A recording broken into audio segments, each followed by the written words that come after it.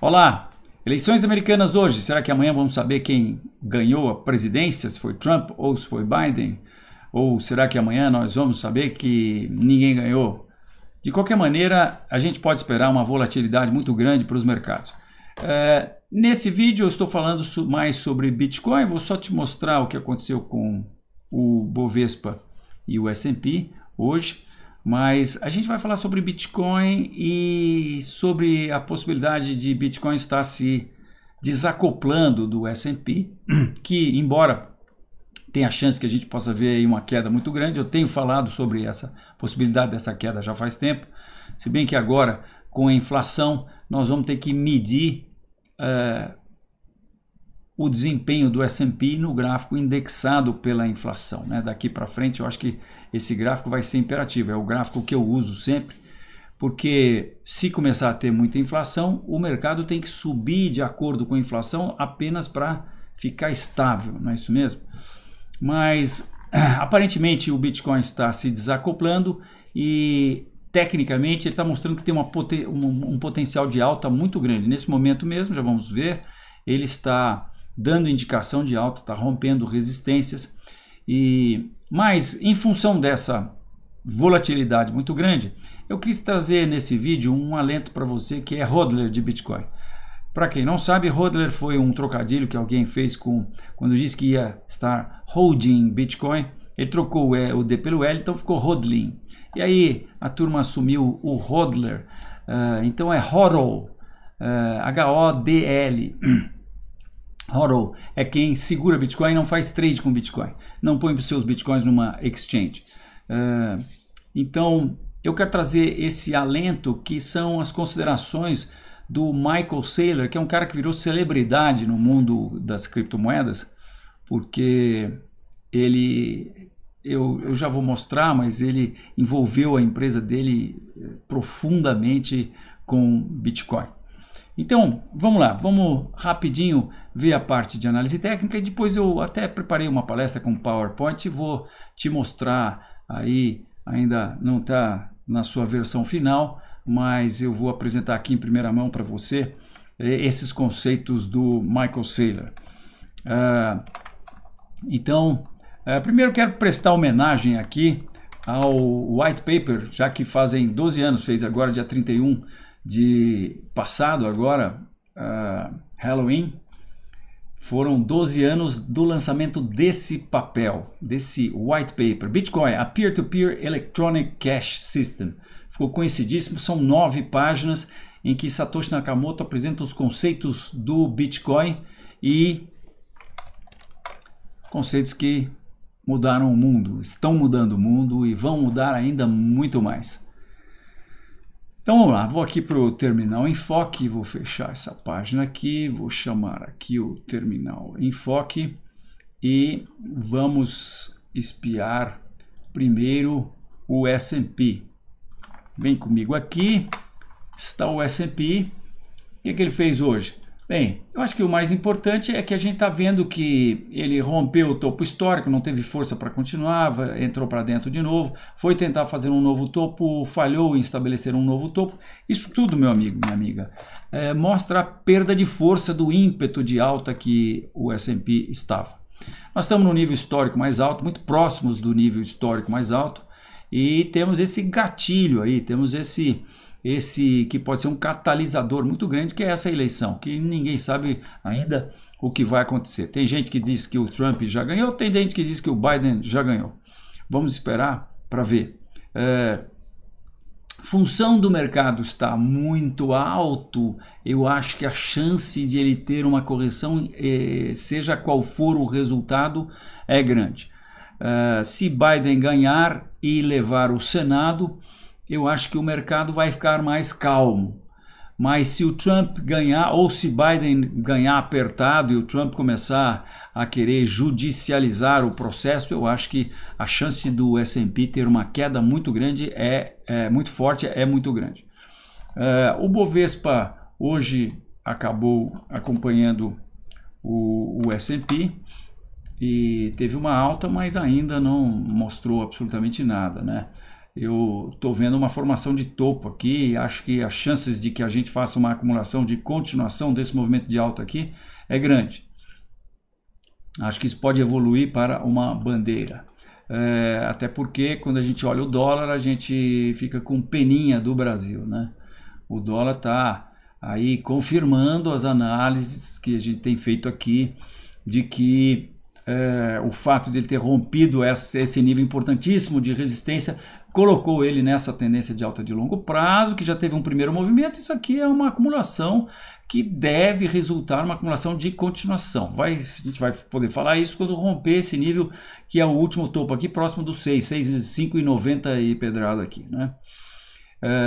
Eu já mostrei as projeções aqui. Próxima, se isso acontecer, se ele retomar essa tendência de alta aqui, com o rompimento desse topo, o próximo objetivo, a gente simplesmente faz o objetivo que o americano chama de objetivo swing e projeta esse último movimento de alta para cima a partir do fundo aqui, que vem dar 7,20. Infelizmente, né? Eu acho que tem grandes chances que isso aconteça. Muito bem, então agora eu vou aqui para... sim, não, antes vamos analisar o Bitcoin. Puxa, já estava esquecendo de analisar o Bitcoin. E olhem só, que legal, o Bitcoin. Nesse momento que eu estou fazendo o vídeo, ele está botando as garras de fora, né? Vamos lá para o gráfico semanal primeiro, lembrar que, olha, isso aqui eu não considero, foi o nascimento do Bitcoin, ele saiu de 0 e foi para 5 dólares aqui, e aí sim, eu acho que dá para a gente começar a analisar os ciclos do Bitcoin. Primeiro ciclo, um movimento impulsivo, 1, 2, 3, 4, 5, ABC, corrigiu, depois um segundo movimento impulsivo, aí nós tivemos essa grande oscilação lateral, que eu acho que foi a onda 4, e nós temos uma indicação muito forte de alta, que é o rompimento dessa reta, e mais um pullback aqui. Ele está fazendo tudo conforme manda o figurino, né? E agora está testando o último estertor da resistência que foi encontrada por volta aqui dos 13.200, 14.000, né? Falei disso no último vídeo. E muito bem, saímos então do gráfico semanal, vamos para o gráfico diário. O que ele está fazendo no gráfico diário? Bom, olha, parece que ele testou essa resistência aqui a 13.000 e depois no escape dele, ele estava fazendo o que eu imaginei ser um grande triângulo ascendente, olha. Estou vendo isso aqui ainda como um triângulo ascendente. Até tracei aqui, delimitei essa batalha aqui. E o que é que a gente vê? Olha, fundos consecutivamente mais altos e topos mais ou menos aqui no mesmo nível, né? A gente podia talvez agora baixar essa reta de resistência para cá. E, bom, só falta ele romper aqui o 14.100. Daí ele vai embora, né? E para onde ele vai? Olha, o cara que eu vou falar dele daqui a pouco para você, acha que pode ir muito, por uma série de razões. Mas nós aqui na análise técnica, o que a gente pode projetar é simplesmente, de novo, os objetivos swing, né? Que são os últimos movimentos de alta. E quando a gente faz isso, eu já fiz isso várias vezes aqui, desculpe se você já me viu fazendo isso muitas vezes aqui. Vamos projetar só esse último pequeno movimento de alta que aconteceu aqui de 2017 a partir desse fundo aqui. Olha, não é isso que aconteceu, né? Porque esse movimento aqui foi um movimento mais impulsivo, né? Aliás, a gente podia até fazer isso aqui, ó. Isso aqui acho que é mais... isso foi um movimento impulsivo que eu vou fazer ele ser azulzinho aqui, um pouquinho mais largo, ok? Se a gente puser isso aqui, que é uma coisa razoável de se fazer, olha para onde vai isso, meu Deus do céu, vai para 200 mil dólares, né? Mas vamos ser mais conservadores. Se a gente puser ele por aqui assim, está indo para 100 mil dólares, né? Então, eu acho que é muito grande a possibilidade de que o Bitcoin agora possa ter uma alta realmente explosiva. Agora, para a gente ficar um pouco mais no curto prazo, a gente tem esse último movimento de alta que aconteceu já em outubro, que foi aqui do dia 19 até o dia 22, e a gente pode pegar esse movimento e colocar não mais aqui agora, mas aqui agora, né? Quando eu acho que está ou de repente até aqui. Por que aqui, Fausto, e não aqui? Não, porque veja bem, aqui é quando começou o movimento, né? Então eu acho que nós estamos começando um movimento aqui e acontecendo isso, nós estamos falando em Bitcoin 15.400 dólares, quando a gente olha aí, vamos voltar agora para o gráfico diário, a gente olha isso aqui no contexto do gráfico diário, você vê que ele vai apenas um pouquinho aqui para o meio dessa acumulação aqui. Mas o importante é que se esse objetivo se concretizar, ele escapa desses 14 mil dólares, que é esse nível aqui, importantíssimo de resistência. Por quê? Ora, porque a última vez que ele bateu aí, ele acabou caindo 70 e poucos por cento, né? De cara, ele caiu 35%, ou melhor, de cara caiu 30%, depois acabou caindo 30%, subiu um pouco, mas acabou depois caindo 47%, depois foi para 53%, e depois finalmente aqui em março, na pandemia, ele caiu 70% de baixa. Então, ele rompendo esse nível, ele fica aqui nessa faixa que vai entre esses 14 mil e o topo histórico, que é ali próximo dos 20 mil, né? Isso pode estar acontecendo, e essa é mais uma razão pela qual eu acho que o Bitcoin está sim se descolando do S&P, mas isso nós só vamos poder ver quando e se, eu acho que sim, o S&P tiver um crash, cair muito, né? Fizer um topo de fato, aí nós vamos poder ver o que vai acontecer. Para você que está rodando, então eu tenho essa palestra aqui rapidinho que eu vou te apresentar, para você ficar tranquilo se por acaso o Bitcoin tiver aí altas, baixas e expressivas. E para você que é trader e que está segurando posições, eventualmente até com posição alavancada, olha, agora é uma dúvida atroz, cara. Você vai ter que remexer aí no seu subconsciente, você vai ter que conversar com você mesmo e será que existe a possibilidade do Bitcoin virar? Existe, cara, sempre existe, né? Então você tem que ter um stop em algum ponto. Como nós estamos numa alta muito forte, eu acho que o mínimo que você pode fazer é, cara, não perde. Não entrega todo o seu lucro. Põe o seu stop acima do seu preço de compra. Isso é que eu posso te recomendar. E se você está confiante, depois de ver essa palestra minha, ficar mais confiante ainda, põe ele um pouquinho acima do seu preço de compra. E vamos para as cabeças, né? E com isso, você eventualmente, eu espero que você esteja longe o suficiente da swingada aí, da alfinetada que o Bitcoin possa dar aí por conta desse fuzué danado que pode, eu acho que vai acontecer aí, muita volatilidade a partir de amanhã, ou talvez até de hoje à noite, quando começarem a sair os resultados, né? Esse vídeo aqui para você assistir e depois pegar o seu whisky, que nem eu, e o seu drink e assistir aí esse evento mundial aí que vai mexer com o mundo inteiro. Mas então, vamos lá. Eu vou agora colocar aqui a nossa palestra e vamos lá. Olha, eu vou falar de Bitcoin como reserva de valor, que é exatamente isso que esse cara aqui, o Michael Saylor, da MicroStrategy, fala. Olha, ele tinha um problema. Ele tinha 500 milhões de dólares. E ele tinha um problema porque ele chegou à conclusão que os 500 milhões de dólares dele eram, na verdade, uma pedra de gelo derretendo. Então ele resolveu tomar providências para que esses 500 milhões de dólares não derretessem, literalmente, né? O Michael Saylor ficou, como eu disse, famoso, né? Ele acabou dando uma série de entrevistas depois que ele resolveu o problema dele, quando ele se meteu a resolver o problema dele. Então, olha, depois eu vou botar o link de todas essas entrevistas aí. Eu acabei assistindo esses vídeos todos, ou praticamente todos eles. Às vezes a gente dá uma acelerada porque é um assunto que não interessa, mas olhem só que coisa, ó. Ele tá aí falando com esse cara aí que eu nem conhecia bem, sobre uma série de assuntos, né, que nós vamos estar abordando na palestra, tá? Então, só para ter uma ideia, esse é o cara da Kraken, é o dono, o CEO da Kraken. E tá falando Paul Tudor Jones aí. E por aí vai. E aí falou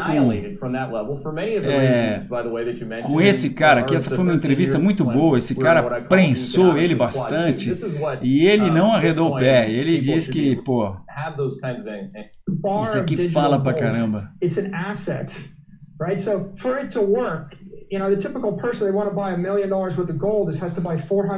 é uma coisa interessante, o Michael Saylor, ele, vamos dizer assim, tem muito dinheiro, né? Tem mais de 500 milhões de dólares e já vi que ele tem até bilhões, não se sabe ao certo, mas o pingo dele, $1 milhão é o pingo dele e ele fala constantemente de 100 milhões de dólares, você já vai ver na palestra por que ele fala isso, né? Então, olha, depois falou com esse outro cara, que é uma entrevista muito boa também. Bitcoin, cryptocurrency. When I say it's harder than gold, I mean it's not. Isso é uma das coisas que ele fala, que Bitcoin é mais forte, mais dura do que o ouro, né? E nós vamos ver por quê. Mais uma entrevista com esses dois caras aqui, e essa moça também que é uma economista, e mais esse outro aqui que é o Anthony Pompliano, que é um cara famoso, youtuber. E por aí vai. E finalmente, com essa moça aqui que entrevista só celebridades aí. Please welcome MicroStrategies, Michael Saylor to the show. Welcome, nice to meet you, Michael. É isso aí. E, inclusive, eu peguei isso aqui de piada. Essa moça dança e diz que dança e cobra em Bitcoin. Olha que legal. Então ela contou do Michael Saylor aí e tal. É isso aí. Muito bem. Então vamos lá. Deixa eu fechar isso aqui, vou baixar isso aqui e voltamos. Olha, o Michael Saylor explora muito a ideia de que, e eu gosto muito dessa ideia, de que tudo é energia. E a energia, como nós sabemos, ela segue princípios da física, né? Da termodinâmica especificamente, que diz que a energia não é criada ou destruída, a energia se transforma. Então, por exemplo, a gente pode ver energia solar se transformando em energia elétrica, a gente pode ver energia elétrica se transformando em energia térmica aqui, por exemplo, numa torradeira. A gente pode ver energia química se transformando em energia mecânica, a gasolina movendo o carro.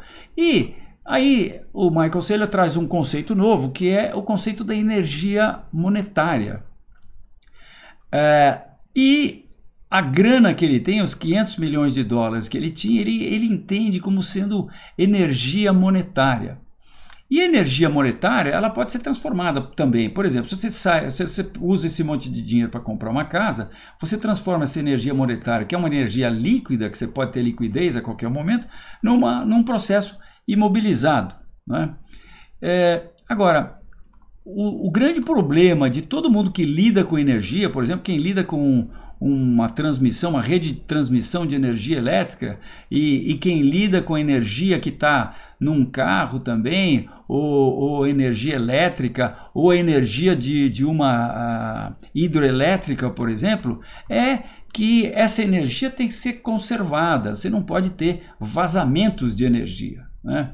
Então, se você entender que essa energia é aquela equivalente ao que está dentro de uma pilha, você não pode deixar que aconteça com a sua energia o que acontece com a pilha, que a cada 2 meses vai perdendo energia, a cada mês vai perdendo energia e finalmente acaba a energia, né? Então, o conceito legal que o Michael Saylor traz é esse conceito de energia monetária. Ele entende que existe energia monetária, porque afinal das contas, com energia monetária, você faz o que outros tipos de energia conseguem fazer. Por exemplo, tem várias energias são usadas para fabricar um carro. E você pode adquirir um carro com energia monetária, desde que você tenha essa energia armazenada, né? O problema dele é que ele é CEO de uma empresa que tem esses 500 milhões de dólares e ele tem que lidar com essa energia monetária que está à disposição dele, mas ele tem que fazer com que essa energia seja transportada para daqui a 30 anos, sem que haja vazamento dessa energia. Então isso ele explora bastante e é muito interessante quando ele então mostra que o dinheiro em caixa é essa energia monetária, né? E que ele não quer que ao longo do tempo vá acontecendo com esse dinheiro o que acontece com a energia de uma pilha, né? Agora, ele entende também que a energia monetária se troca por reservas de valor, mas aqui a gente está falando de reserva de valor para 30 anos. E o que podem ser reservas de valor? E ele fala sobre todas elas, né? Pode ser renda fixa, pode ser ações, imóveis, ouro ou Bitcoin. Então, o problema dele é fazer com que o investimento que ele for fazer ou o que ele for transformar com a energia monetária dele, de novo, não seja como a pilha, né? E por que esses investimentos acabam perdendo valor? Quais são as perdas de valor que podem acontecer? Ora, a gente conhece várias delas, né? Inflação. Amortização, você compra uma máquina, ela vai se desgastando. Aumento da produção, por exemplo, quem tem ouro tem que lidar com o aumento da produção do ouro, né? Vai se aumentando a produção. Quem tem dinheiro tem que lidar com o aumento da produção de dinheiro, com a impressão de mais dinheiro. Tá? Aumento da taxa de juros também pode acontecer. E, eventualmente, você pode ter falha no processo. Você pode estar com sua energia monetária colocada num apartamento, num imóvel, e esse imóvel sofre uma falha, ele passa a ser desalugado. Ou, de repente, você tem um escritório maravilhoso alugado por uma grana para uma empresa multinacional e, de repente, chega uma pandemia e o seu aluguel vai para o beleléu, né? Então o que acontece? Você vai ter perda daquela sua energia monetária. Isso ele explora bastante, porque veja, ele é um cara que tem um problema seríssimo, ele tem que levar 500 milhões de dólares daqui para o futuro, daqui para 30 anos, e ele fala muitas vezes de 100 anos, né? Então ele, como CEO da empresa, tem que fazer isso acontecer. As reservas de valor então para 30 anos são essas aqui. Acontece que renda fixa, ele diz que o T-Bond de longo prazo está falando para ele agora o seguinte, olha, em função das taxas estarem muito baixas, em função de ele achar que ele só tem condições de se dar bem se ele aplicar em títulos do governo americano, se daqui de hoje a 30 anos não chegar ninguém que vai consertar essa caca que ele diz que foi feita aí com esse processo de emissão de quantitative easing e tudo mais, tá? E ele não acredita que isso vai acontecer, né? Então ele diz, olha, o que o CDB, o título do Tesouro Americano de longo prazo, está dizendo para mim agora é o seguinte, olha, você me entrega todo o seu dinheiro agora e nós vamos te dar 2% por ano e no final nós te devolvemos de 30% a 35% do seu capital. Ou seja, de novo, vai para o beleléu, não é verdade? A outra hipótese de reserva de valor para longo prazo seria ações. Mas acontece que as ações de tecnologia estão próximas do seu nível histórico mais alto, não é? Como eu até já andei mostrando aqui no canal. A S&P, o Nasdaq, está no seu nível histórico mais alto. Aliás, vamos dar uma espiadinha aqui no Nasdaq. O Nasdaq, olhem só onde está o Nasdaq, muito próximo do seu nível histórico mais alto. Isso aqui tirando a inflação, né? Se deixar a inflação, ele está mais alto ainda, tá?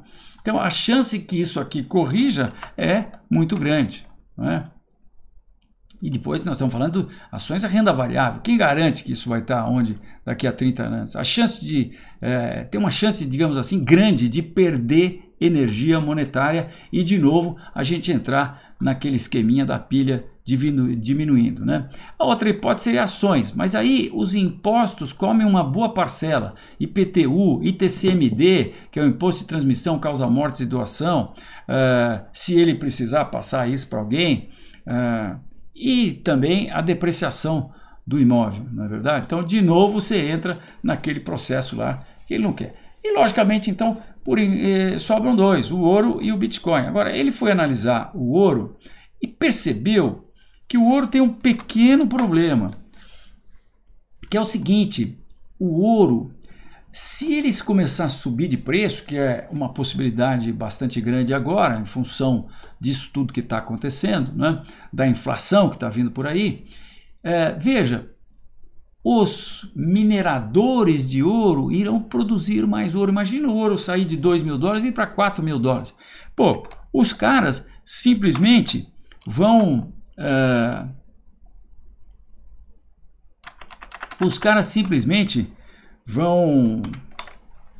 investir muito mais nesse processo de mineração, vão comprar mais máquinas, vão ter dinheiro para desenvolver mais tecnologias para arrumar, para tirar ouro de lugares que antes era muito caro para tirar, né? De repente custa $2.000 a onça de ouro para tirar ouro de um lugar, mas se o ouro for a $4.000, vale a pena tirar desse lugar, né? Então, com isso, o que ele mostra de várias maneiras é que o ouro sangra energia de 2 a 3% ao ano. E ele diz o seguinte: olha, em 30 anos vai valer a metade e mais, pode ser confiscado. Além disso, se você for comparar o ouro com o Bitcoin, olha, se você for enviar 3.000 libras de ouro de Nova York para Tóquio, vai te custar $250 mil e vai levar uma semana. Enquanto que com o Bitcoin, esse negócio é muito mais barato, né? Então, de novo, você entra naquele processo lá de perda de energia. E aí a gente chega no Bitcoin, que ele define como uma rede de energia monetária. Olha, ele diz o seguinte: olha, Bitcoin é um negócio que pode cair 50, mas por outro lado pode subir 10 vezes. E ele mostra, por A mais B, que Bitcoin é o único desses investimentos, dessas possíveis reservas de valor, que não perde energia com o tempo. E tem uma coisa muito interessante, que é o seguinte: se dobrar o preço do Bitcoin, não vai aumentar nem 0,nada% a produção do Bitcoin. Por quê? Porque a emissão de Bitcoin, como se sabe, é feita hoje em dia, na base de 6,25 Bitcoins a cada 10 minutos, que nos dá 900 Bitcoins por dia, que multiplicado por 365 vai dar lá a quantidade de Bitcoins por ano. A partir de agora vai ser isso, pelos próximos 4 anos. E daqui a 4 anos, um pouquinho menos de 4 anos, isso vai cair para 3,125 Bitcoins, que vai diminuir então a produção diária, a emissão de Bitcoin diária de 900 para 450 Bitcoins diários. Então essa emissão do Bitcoin é assim, ninguém muda. O preço pode subir o que quiser, que a emissão de Bitcoin vai ser exatamente a mesma. Tá? Então, nesse sentido, ele tem uma vantagem, ele explora muito isso, o Michael Saylor. Ele tem uma vantagem muito grande sobre o ouro. Não é? Então é isso aí, se dobrar o preço, não aumenta a produção, porque, como eu disse, ele é maticamente escasso, né? Então, no caso do Bitcoin, a gente tem uma situação diferente, né? Porque com o tempo ele vai ganhando até mais energia. E até por falar em escasso, tem um cara que definiu um índice que é chamado de índice S2F, quer dizer Stock to Flow. 2 fala-se to, né? Então Stock to Flow. E o índice Stock to Flow é muito simples, olha, é a quantidade de um bem existente dividido pela produção desse bem anualmente. Então, o Stock to Flow do ouro é a quantidade do ouro, que não sei se ela já soube, mas já esqueci, são não sei quantas mil toneladas de ouro que existem, dividido pela produção anual de ouro das minas de ouro pelo mundo inteiro. Então, esse Stock to Flow, e veja bem, quanto maior o número, mais escasso é o produto. E quanto mais escasso é o produto, mais valioso ele é e mais valor ele tende a guardar. não é? Porque ele é escasso. Olha, se ele é escasso, pô, compra lá um quadro do Picasso, tem meia dúzia de quadros, esse troço perder valor é muito difícil, porque ele é muito escasso, né? Então, nesse gráfico, a gente mostra, na verdade, essa fonte aí, Satoshi Anko, mostra a comparação entre o Stock to Flow do ouro e do Bitcoin. Então, isso aqui era o Stock to Flow do Bitcoin em 2010, olha, estava em 1,68. Depois, em 2014, quando aconteceu o primeiro halving, que é quando emite-se só metade do que estava se emitindo anteriormente, o Stock to Flow foi para 10, e depois, aqui só para comparar com a prata, né, que estava em 2022. E isso é agora, não, isso é em junho de 2020, quando aconteceu o outro halving, ele estava em 26,93. Depois do halving, o Stock to Flow do Bitcoin vai para 55,92, que é muito próximo do Stock to Flow do ouro. Só que, e ele destaca isso, o Michael Saylor destaca isso de uma maneira muito assim dramática. O ouro você tem muita dificuldade de transportar, de guardar, e outra, ele pode ser confiscado, né? Enquanto que o Bitcoin, ele define como sendo um processo em que se desmaterializou o ouro. Ele define o Bitcoin como sendo o ouro desmaterializado. Pode ser dividido em 100 milhões de pedacinhos. Cada Bitcoin pode ser dividido em 100 milhões de pedacinhos. É escasso demais. Como se sabe também, não falei, mas todo mundo sabe, né? Só serão emitidos 21 milhões de Bitcoins, né? E o interessante desse gráfico aqui também é que em 2025, quando vai acontecer um novo halving do Bitcoin, o Stock to Flow dele vai para 121 e o do ouro vai se manter aqui. De repente, e se o ouro começar a subir, ele tende a cair, porque vai se produzir cada vez mais ouro, que não acontece com o Bitcoin, né? Muito bem. Então, em função disso, o que acabou acontecendo é que o Michael Saylor, para resolver o problema dele, ele primeiro comprou na pessoa física 17.732 Bitcoins. E isso dá mais ou menos o equivalente a 244 milhões de dólares, tá? E na MicroStrategy, ele acabou comprando 38.250 Bitcoins a 11.111. Ele fala num dos vídeos, ele fala que comprou mais ou menos aí. É lógico que esse número é um número místico, né? Mas é mais ou menos por ali, que para definir mais ou menos por onde ele comprou, e com isso a gente tem condições de fazer as contas, tá certo? E descobrir que o valor do investimento hoje, que é 38.250 multiplicado pelo preço de hoje, isso aqui está um pouco desatualizado, porque o Bitcoin já deu uma puxadinha agora, né? Então é de 528 milhões, isso menos isso, dá que o ganho dele até hoje está mais ou menos em 103 milhões de dólares. Ele já era o ídolo da moçada toda do Bitcoin, agora então que a turma está vendo que o cara ganhou 100 milhões de dólares, estalou o dedo, 2 meses ganhou 100 milhões de dólares, ele virou cada vez mais ídolo, né? Mas ele fala uma coisa também muito interessante. Bom, vamos ver os outros conceitos aqui, agora que eu já mostrei isso para vocês. Então ele tem esse conceito aqui de que Bitcoin é essa rede monetária, né? E ele fala uma coisa muito interessante, olha, que o Google agrupou a energia de informação numa rede de software. Não é isso que ele fez? Energia da informação, não é da informação, numa rede de software. Ele desmaterializou a sua enciclopédia e as bibliotecas. E com isso ele conseguiu ser o que ele é hoje, não é?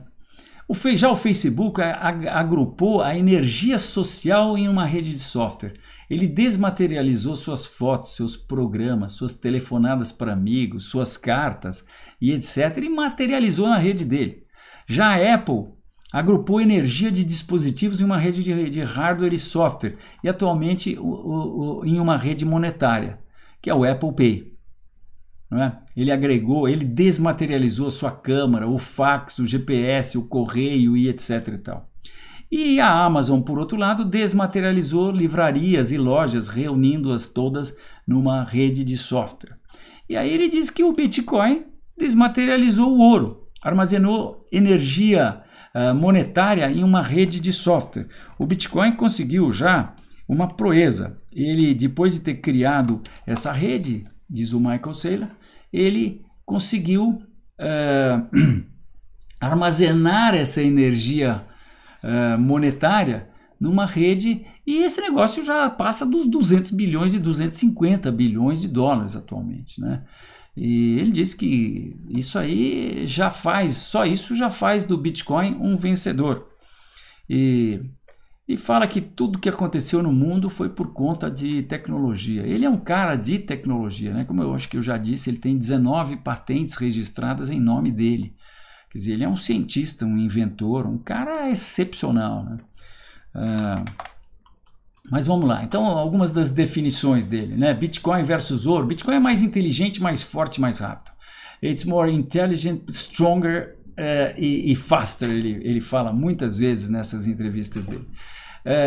Uma coisa que ele fala também e que chama bastante atenção é que ele diz que, olha, se você for numa family office hoje, tem 50 mil family offices e assets que estão dando o seguinte conselho: compre 25% do seu patrimônio em ouro, né?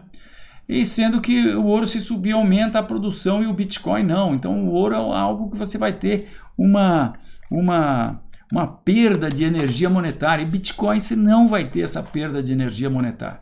Então ele se sente privilegiado por ter sido um dos primeiros caras que sacou isso, entendeu o Bitcoin, entendeu a grandeza do Bitcoin e conseguiu fazer essa posição. Ele nunca imaginou que ele iria conseguir fazer sem que os preços subissem muito, e ficou absolutamente surpreso de saber que ele conseguiu. Isso foi um planejamento de 2 meses que ele fez. Logicamente usou as maiores corretoras, tinha um time lá que estava durante um mês colocando essa posição dele, trocando dólares por bitcoins. Mas enfim,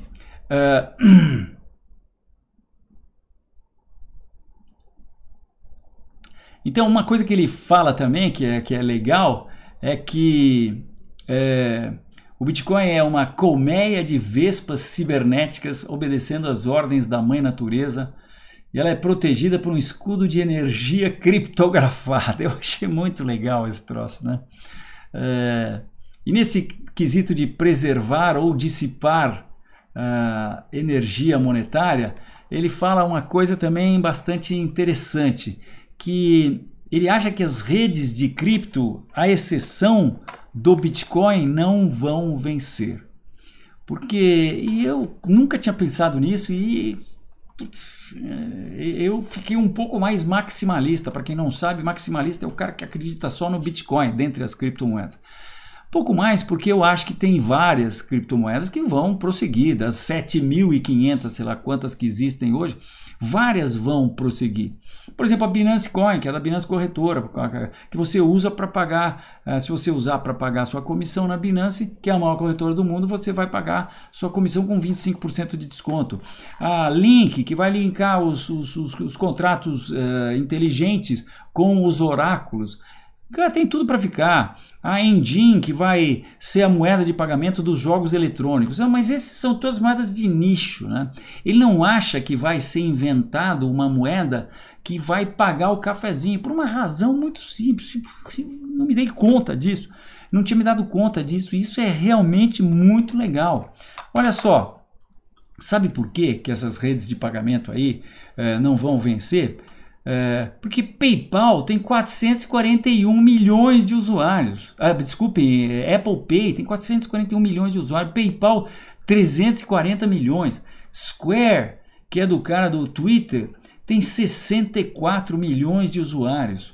Pô, como é que alguém vai conseguir disrupturizar essas redes de pagamento? Essas redes estão aí, estão instaladas, são bilionárias, é muito difícil. E esses caras já têm os usuários. O usuário do Apple, pô, o cara vai lá, todo mundo está usando esse troço. Então, fica muito difícil. Agora, o Bitcoin vai ser, como ele diz, o cara que vai mandar em tudo isso, né? Então, ele acha que esses caras vão dominar, mas que sim, poderão existir redes de nicho ou privacidade, né? Ele define então o Bitcoin como o banco central do cyberspace. É isso aí. Olha aqui, agora tem até QR Code aqui. Mas é isso aí, meu amigo, minha amiga. Eu espero que você tenha gostado do vídeo. E se gostou, não deixe de dar um like. Se você ainda não é assinante do canal, assina o nosso canal, ajuda a gente a crescer aí. Fale para os seus amigos que a gente está por aqui. E eu te vejo na próxima.